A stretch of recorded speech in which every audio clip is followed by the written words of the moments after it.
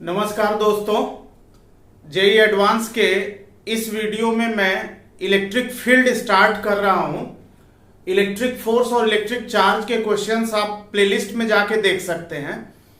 तो सबसे पहले मैं यहां आपको ये बताऊंगा कि इलेक्ट्रिक फील्ड कहते किसको हैं।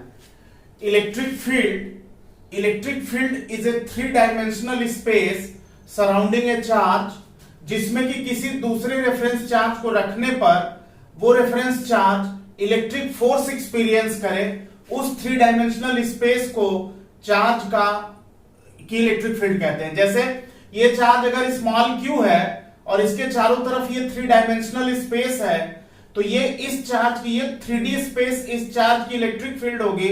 अगर इसके पास किसी पॉइंट पर रेफरेंस चार्ज Q0 को हम यहां पे रखें और उस पर इलेक्ट्रिक फोर्स लगने लगे, तो इस 3D स्पेस को हम इस चार्ज की इलेक्ट्रिक फील्ड कहेंगे।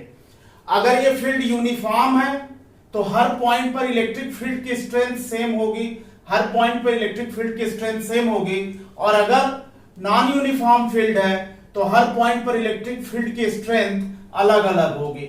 इलेक्ट्रिक फील्ड स्ट्रेंथ का दूसरा नाम है इलेक्ट्रिक इंटेंसिटी। इलेक्ट्रिक इंटेंसिटी कहते किसको है?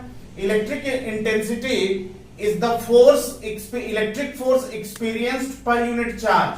मतलब ये हुआ कि अगर हम पॉइंट P पर इलेक्ट्रिक इंटेंसिटी या इलेक्ट्रिक फील्ड स्ट्रेंथ पता करना चाहते हैं, तो इस पॉइंट पर हम Q0 चार्ज को रखें और ये Q0 अगर 1 कूलम का हो, Q0 की वैल्यू अगर 1 कूलम की हो, तो 1 कूलम का चार्ज यहां रखें, तो जो इस 1 कूलम के चार्ज पर फोर्स लगेगा वही इस पॉइंट की इलेक्ट्रिक इंटेंसिटी होगी या इलेक्ट्रिक फील्ड स्ट्रेंथ होगी।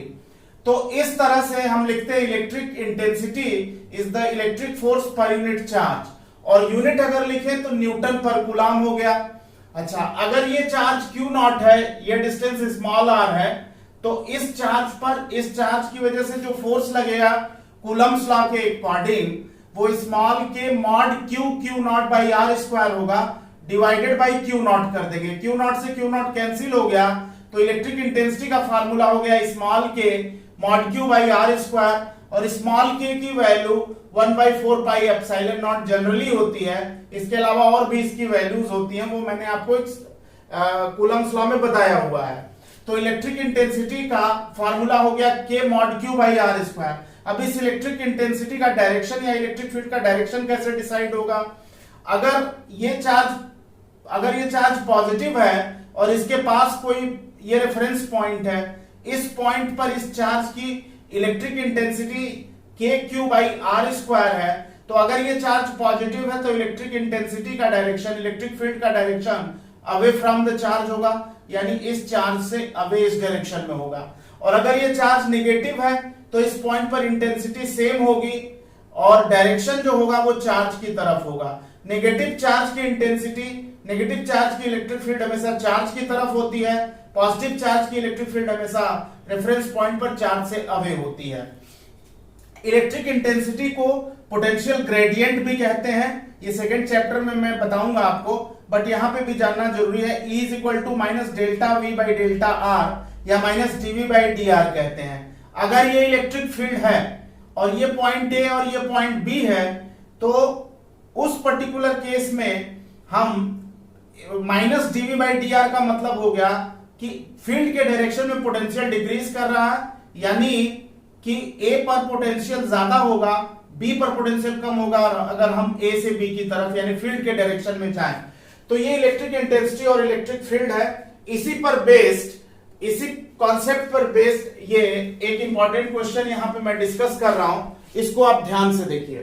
क्वेश्चन ये है कि ए charge particle of mass 2 kg and charge 2 microcoulomb is thrown from horizontal ground at angle 45 degree with speed 20 meter per second in horizontal electric field of 2 into 10 to the power 7 volt per meter। Newton पर coulomb और volt per metre दोनों unit होती है electric intensity की, तो 2 into 10 power 7 volt per metre. Range of particle on the ground is, question ये है कि अगर ये XY प्लेन है और ये हॉरिजॉन्टल प्लेन है, हॉरिजॉन्टल सरफेस है, यहां से अगर कोई चार्ज पार्टिकल जिसका मास m है, चार्ज Q और मास m दिया हुआ है क्वेश्चन में, ये अगर 45 डिग्री पे प्रोजेक्ट किया गया 20 मीटर पर सेकेंड से, तो रेंज इसकी कितनी होगी? इलेक्ट्रिक फील्ड अगर हॉरिजॉन्टल है तो 2 × 10⁻7 वोल्ट पर मीटर की आपको ये रेंज बतानी है, यहां से लेके यहां तक की। तो आपको इसको कैसे करना है बच्चों, ध्यान से देखिए। इस मोशन में हॉरिजॉन्टल एक्सेलरेशन ax ले लेते हैं और वर्टिकल एक्सेलरेशन ay ले लेते हैं y एक्सिस के नाम। ay अगर ये प्रोजेक्टाइल प्रोजेक्टेड अपवर्ड है तो इसका मतलब वर्टिकल अगेंस्ट ग्रेविटी मोशन है y एक्सिस के नाम, तो ay - g होगा। और ax यानी x एक्सिस के नाम पार्टिकल पर लगने वाला फोर्स q × e है, तो न्यूटन्स लॉ से ax होगा Fx/m यानी QE/m। Q charge 2 microcoulomb 2 × 10⁻6, electric field 2 × 10⁻7, मास जो दिया है वो 2 kg दिया है, तो 2 kg पुट किया तो ax की वैल्यू 20 मीटर पर सेकेंड स्क्वायर आ गई। ay अगेंस्ट ग्रेविटी -g है यानी -9.8 या 10 मीटर पर सेकेंड स्क्वायर। अगर हम ये इनिशियल वेलोसिटी u है, ये 45 है, तो ये कंपोनेंट होगा u cos 45, ये कंपोनेंट होगा u sin 45, यानी x एक्सिस के लॉन्ग 20 cos 45 इस 20/√2 हो गया या 10√2 मीटर पर सेकेंड हॉरिजॉन्टल वेलोसिटी है। वर्टिकल वेलोसिटी अगर देखें uy तो 20 sin 45 20/√2 यानी 10√2 मीटर पर सेकेंड, ये uy है। अब अगर हम वर्टिकल अगर हम ये प्रोजेक्टाइल ये पार्टिकल यहां से प्रोजेक्ट किया और फाइनली ग्राउंड को हिट कर रहा है, तो इसका वर्टिकल डिस्प्लेसमेंट 0 है, y एक्सिस के लॉन्ग डिस्प्लेसमेंट 0 है, तो इसको हम लिख सकते हैं uyt -12 gt² 0 यानी t हो जाएगा 2uy/g। uy की वैल्यू 2uy की वैल्यू 10√2 है और g की वैल्यू -10।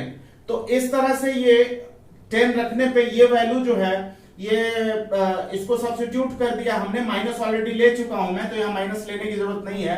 तो ये 10 2√2 सेकेंड इतना टाइम लगेगा इस पूरे प्रोजेक्टाइल पाथ पे।